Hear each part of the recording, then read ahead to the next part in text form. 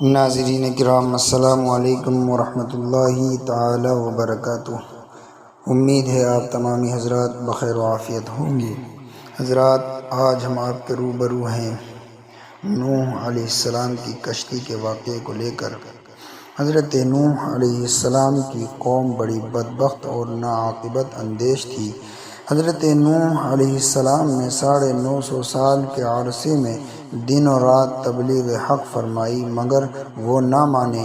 آخر حضرت نوح علیہ السلام نے ان کی ہلاکت کی دعا مانگی اور خدا سے عرض کی، اے مولا، ان کافروں کو بیخوباً سے اکھاڑ دے۔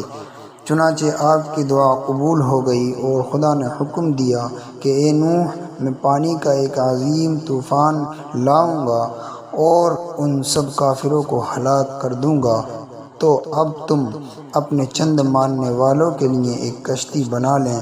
چنانچہ حضرت نوح علیہ السلام نے ایک جنگل میں کشتی بنانا شروع فرمائی۔ کافر آپ کو دیکھتے اور کہتے، اے نوح، کیا کرتے ہو؟ آپ فرماتے کہ ایسا مکان بناتا ہوں جو پانی کے اوپر چلے گا۔ کافر یہ سن کر ہنستے اور مسکراتے اور آپ کی مذمت اڑاتے۔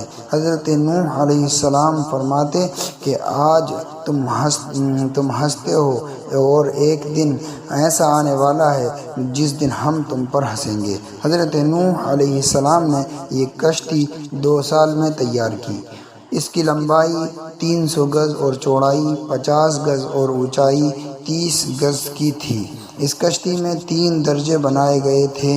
نیچے کے درجے میں وحشی درندے اور درمیانی درجے میں چوپائے وغیرہ، اور اوپر کے درجے میں حضرت نوح علیہ السلام اور آپ کے ساتھی اور کھانے پینے کا سامان، پرندے بھی اوپر کے درجے میں تھے۔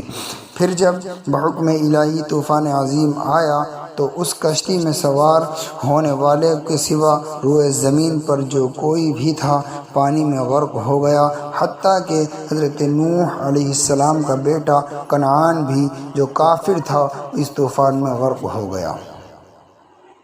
ناظرین کرام، اس واقعے سے ہمیں پتہ چلا، معلوم ہوا کہ خدا کی نافرمانی سے اس دنیا میں بھی تباہی اور ہلاکت کا سامنا کرنا پڑتا ہے، اور اللہ تعالی اور اس کے رسول پر ایمان لانے اور ان کی اطاعت کرنے سے ہی دونوں جہاں میں نجات و فلاح مل سکتی ہے۔